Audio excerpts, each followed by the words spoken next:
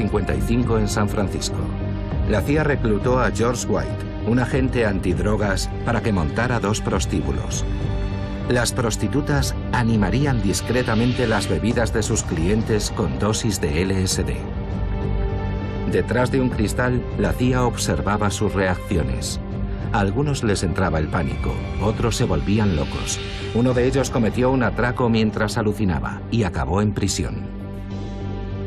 Si tomas LSD de forma voluntaria, esperando hacer un buen viaje y rodeado de amigos, suele salir bien.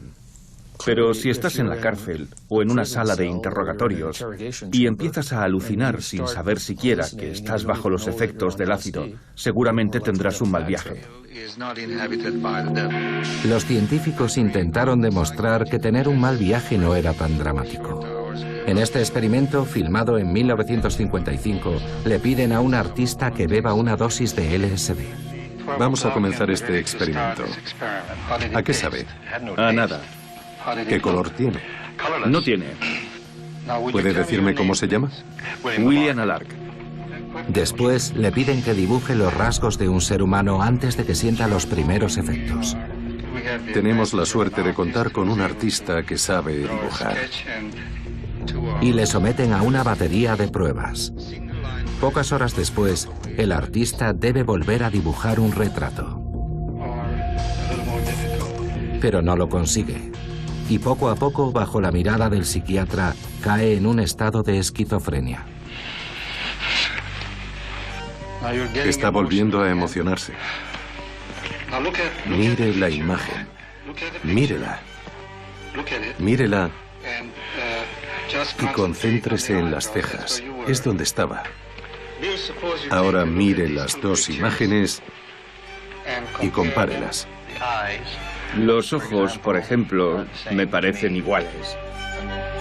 Estas imágenes de propaganda sugerían que los experimentos estaban supervisados y que no eran peligrosos. Pero la realidad era menos presentable. El LSD fue seleccionado porque todo el mundo lo conocía, pero durante una comisión del Senado de los años 70, el alto mando del ejército hizo pública una lista de 125 productos utilizados en el marco de sus experimentos sobre el control mental. Y a eso hay que sumar los de la Marina, el Ejército del Aire y la CIA. La CIA y el ejército competían en sus demenciales prácticas. El ejército también realizaba experimentos a gran escala, sobre todo en el arsenal de Edgewood, donde se probaban armas químicas con la inestimable ayuda de algunos científicos del Tercer Reich.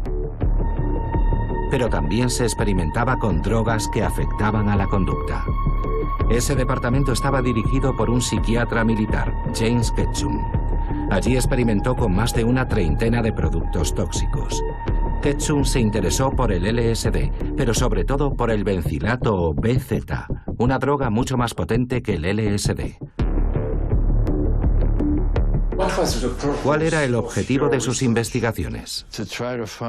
Intentábamos encontrar una droga. El bencilato fue nuestra primera elección, que pudiera utilizarse en tiempos de guerra para neutralizar temporalmente al enemigo.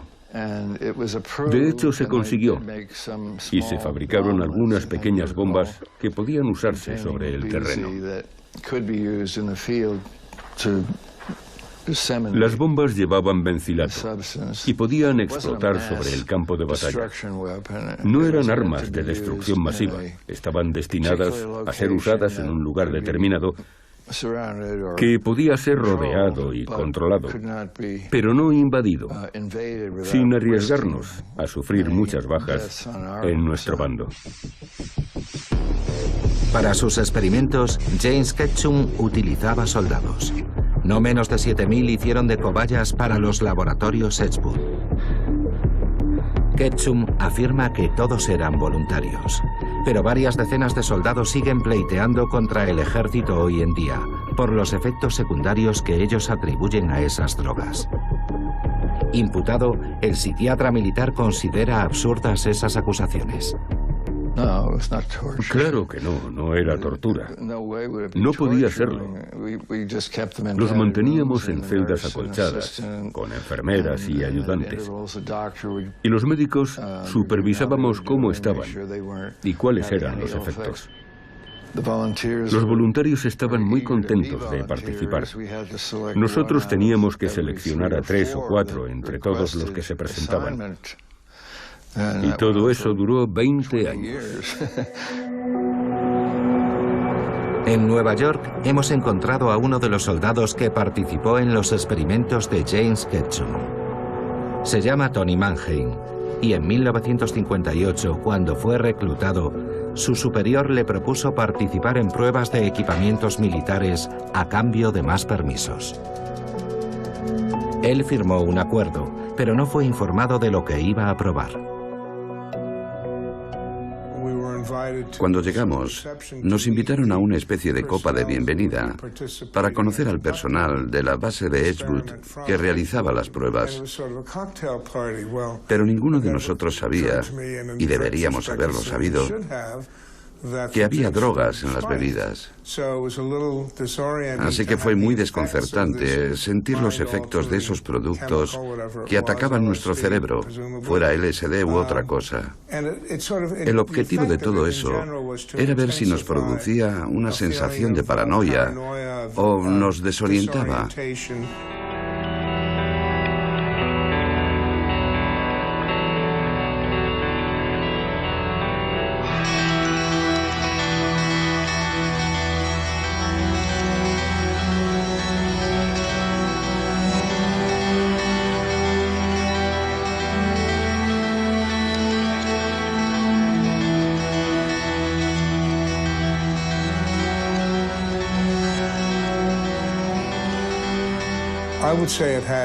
Yo diría que, después de esa experiencia, todo aquello tuvo efectos psicológicos muy negativos y de una duración considerable.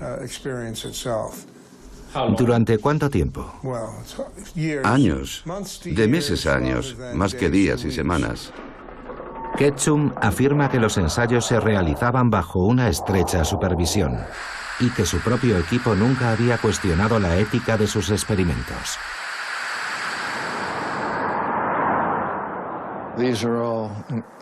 Todos habían estudiado en las mejores universidades, como las de Yale, Columbia, Stanford y muchas otras. Y todos habían preferido investigar durante sus 2 años de servicio.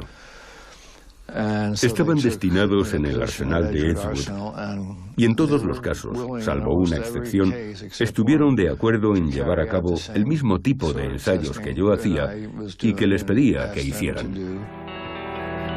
Ketchum se defiende invocando el apoyo de sus colegas, lo cual resulta más inquietante que tranquilizador. Y él no puede ignorar que mientras experimentaba sus drogas con miles de soldados, el ejército se interesaba por otras sustancias aún más destructoras. Sustancias que no se atrevieron a ensayar con sus propios soldados. Eran sustancias tan potentes que solo se podían probar en un lugar aislado, cerrado y vigilado. Las prisiones eran el lugar perfecto. Fue Allen Holmblum quien denunciaría al sistema. En aquella época él trabajaba para el sistema penitenciario que le había destinado a la prisión de Holmesburg, en Pensilvania. Cuando llegué a la prisión de Holmesburg, me impresionó ver a decenas de presos con el torso desnudo y con el cuerpo cubierto de vendajes y apósitos. No podía creer que fuera a trabajar en un entorno tan violento. Todos los presos parecían haber participado en una pelea con navajas, como si hubiera habido una guerra de bandas en la prisión. Al día siguiente les pregunté a los guardias qué había pasado y si la prisión era realmente un sitio tan peligroso. Ellos se rieron de mí y me contestaron: señor Holmblum, no es una guerra de bandas. Son ensayos de perfumes para la Universidad de Pensilvania. En Holmesburg, al igual que en una veintena de centros penitenciarios de todo el país, la CIA o el ejército convertían a los presos en ratas de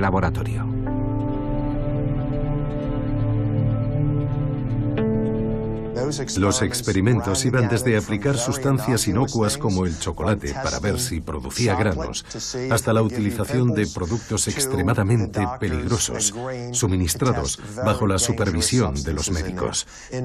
Los presos ignoraban que les estaban inyectando isótopos radiactivos para los experimentos de la empresa química Dell, y es el único caso en el mundo que yo conozca en el que se aplicó dioxina a humanos en la cara y en la espalda. Desde 1963 hasta comienzos de los años 70, el ejército experimentó con una gran cantidad de armas para la guerra química. Entre 1951 y 1974, Holmesburg fue quizá el mayor laboratorio de experimentación con humanos en Estados Unidos. Los 1.400 reclusos de la prisión eran una presa fácil, pobres y sin educación. Por $1 al día estaban dispuestos prácticamente a todo. Eso era lo que cobraba Joseph por participar en 3 series de experimentos. Encarcelado en 1961 por vender marihuana, creía que estaba probando productos inofensivos. Había 2 tipos de ensayos para productos dietéticos. Uno consistía en beber una especie de batido. Para el otro tenías que ir al baño todos los días, beber leche, comer huevos crudos y tomar 6 pastillas 3 veces al día. Después de tomarlo, sentí que iba a explotar debido al reflujo y a los gases. Y cuando intenté ir al baño, sentí como si mi recto se hubiese dado la vuelta, como si tuviera un montón de hemorroides. Entonces fui a ver al médico, que me dijo: «Dios mío, esto es terrible». Le dije: «¿Puede recetarme algo?». Y él me respondió: «No, necesitas cirugía».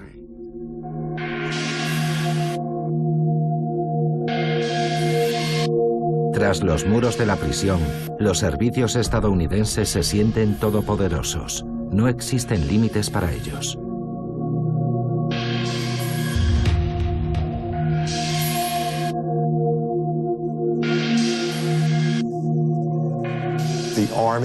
El ejército trajo 3 contenedores de hierro. Estaban acolchados por dentro. Los dejaron entre los bloques G y H y empezaron a administrar dosis muy fuertes de atropina, de escopolamina, de bencilato y otros psicotrópicos. Los reclusos pensaban que eran lo bastante duros como para entrar en los contenedores y salir de allí por su propio pie. Pero cuando salían eran como animales, estaban muy violentos. Un tipo casi arrancó la puerta de uno de los contenedores, intentando huir.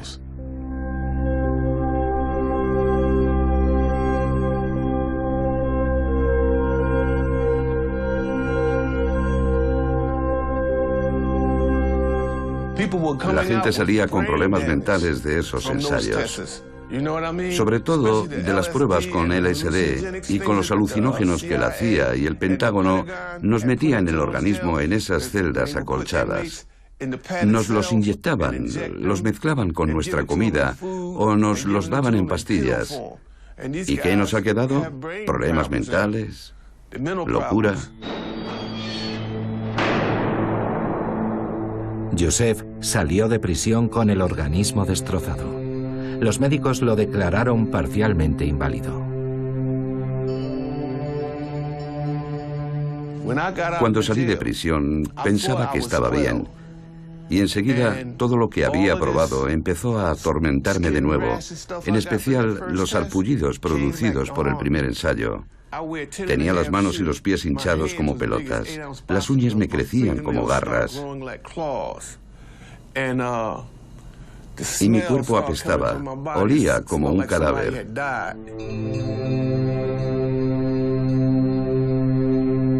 Desde entonces hasta hoy, mi vida ha sido una calamidad. Tengo el hígado dañado, problemas genitales permanentes, y ya no sé qué le pasa a mis manos.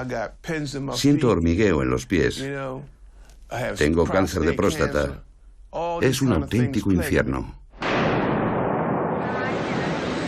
Mientras el ejército reclutaba principalmente en las prisiones, la CIA merodeaba por los hospitales. Había prometido una recompensa para quien lograra transformar a un ser humano en un robot. Más de 20 años después de que el programa MK Ultra finalizara, sus víctimas denunciaron lo lejos que la CIA estaba dispuesta a llegar para lograr su objetivo. Esta mujer, Claudia Mullen, declaró ante el comité encargado de evaluar los daños infligidos a las víctimas. Me convertí en un peón en manos del gobierno. El objetivo era someterme y crear al espía ideal con la ayuda de productos químicos. Utilizaban irradiación, drogas, hipnosis, electrochoques, inmersiones en bañeras llenas de agua, privación del sueño, lavado de cerebro y abusos verbales, psíquicos, emocionales y sexuales. Fui explotada durante casi 30 años de mi vida y la única explicación que recibí fue que el fin justifica los medios y que servía a mi patria en su valeroso esfuerzo por luchar contra el comunismo.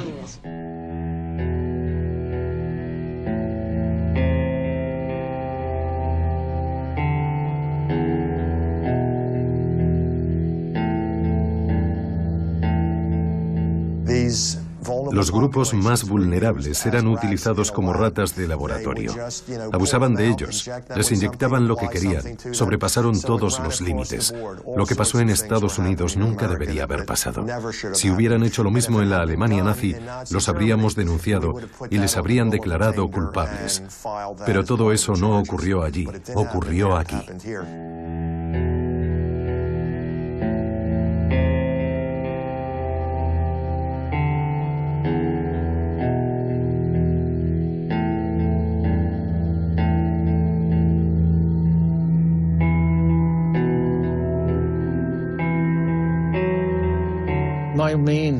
Lo que me parece más indignante no es la actitud del ejército o de la CIA, sino la de los propios psiquiatras. Porque ellos, junto con los científicos y los cirujanos, participaban en todo eso. Y la CIA no habría podido hacerlo sin su participación. Las más altas instancias de la psiquiatría hicieron todo lo posible para que no saliese a la luz. Y no se trataba de un par de psiquiatras desconocidos, sino de los principales nombres de la psiquiatría. Y en ese escenario, un hombre destacó sobre todos los demás, Ewen Cameron, un psiquiatra escocés que fue elegido presidente de la respetada Asociación Mundial de Psiquiatría. Él mismo fue el responsable de la evaluación de los médicos alemanes juzgados durante el proceso de Nuremberg. Ewen Cameron fue reclutado por la CIA en 1957 y desde entonces se sintió investido de un poder absoluto. Todos los pacientes le tenían miedo. Ninguno de nosotros queríamos tener contacto personal con él. Era un hombre extraño. Él representaba el sufrimiento. En el Hospital Allen Memorial, en el departamento psiquiátrico de la Universidad McGill, que él mismo fundó en Montreal, Ewen Cameron experimenta más allá de lo soportable. Sus cobayas eran encerradas en habitaciones negras acolchadas. La reputación del prestigioso psiquiatra servía de cebo para sus futuras víctimas. Había allí una niña de 13 años que parecía normal. La única razón por la que estaba allí era que se ponía nerviosa cuando tenía que hacer un examen. Los médicos le sugirieron que viera al doctor Cameron para que la ayudara. La ingresaron y aquella fue la última vez que la vi. También había un chico, nunca decía nada. Se pasaba todo el día apoyado en la pared mirando sus pies. Otros se quejaban de dolorosas y constantes jaquecas. No recordaban quiénes eran ni qué hacían allí. Las cobayas eran inducidas a un coma artificial que duraba varias semanas y recibían dosis masivas de electrochoques mientras una grabación con órdenes se repetía una y otra vez. Drogas, hipnosis, privación del sueño, lo probaron todo. Algunos perdieron la capacidad de hablar, sufrían incontinencia y ya no reconocían ni a sus propios padres. ¿Cree que murió gente allí? Sí. Por supuesto. ¿Por qué dice eso? Muchos desaparecieron y otros se suicidaron. Y cuando Gina intentó encontrar a algunos pacientes ingresados en aquella época, No encontré a nadie. no encontramos a nadie, ni rastro. Hubo muertos en muchos lugares, y gracias al valor de algunos denunciantes, se conocieron públicamente las dimensiones del desastre. En 1972, Martha Stevens era profesora de inglés en la Universidad de Cincinnati. Ella descubrió que el departamento de medicina de la universidad irradiaba masivamente todo el cuerpo a pacientes que llegaban con tumores benignos. Martha comenzó a investigar. Descubrió que el ejército financiaba el programa y se puso en contacto con los enfermos. Esta es una fotografía de una familia que perdió a su madre, Maud Jacobs, en cuestión de pocos días. La llevaron al sótano, la colocaron delante de una máquina espantosa y le irradiaron todo el cuerpo en una sola sesión. Volvió a su casa, pero por la noche se sintió muy enferma. Ella no estaba enferma antes de que la sometiesen a esas prácticas. Y sin embargo, murió 3 semanas después de haber estado allí abajo. Tenemos sus análisis de sangre y sabemos que murió de neumonía a causa de los efectos sobre su médula espinal. Ellos son sus hijos y esta es Maud Jacobs, una mujer de Kentucky que vivía en Cincinnati. Ellos buscaban gente negra, ancianos, enfermos, pobres. El 60% de las 90 personas irradiadas eran negras, en una época en la que solo el 30% de la población de la ciudad era negra. Los afroamericanos no tenían ningún otro sitio al que ir. En los años 60, la mayor parte de los hospitales los rechazaban. Al menos 90 hombres y mujeres fueron hospitalizados en el sótano del Centro Médico de la Universidad de Cincinnati entre 1960 y 1972. 21 de ellos murieron en el plazo de 3 o 4 semanas. El doctor Eugene Sanger, un radiólogo reputado, dirigía el departamento. Un patriota, diría yo, que pensaba que hacía lo correcto por su país. Yo creo que él creía que algunas personas debían sacrificarse para comprender cómo protegernos durante una guerra nuclear. Durante el pleito que pusimos a los investigadores, la juez los comparó con lo que había pasado durante el Tercer Reich.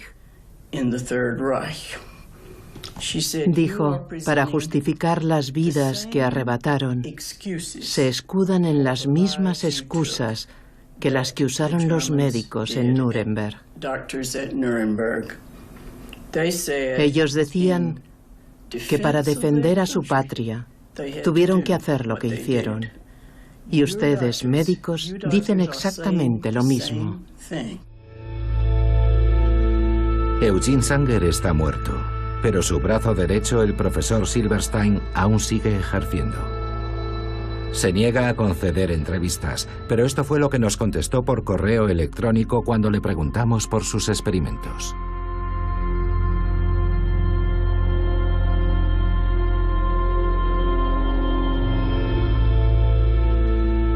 Es una extraña afirmación, considerando que la Universidad de Cincinnati fue condenada a indemnizar a las familias con $5 millones. Pero la CIA no se paró ahí. Los informes secretos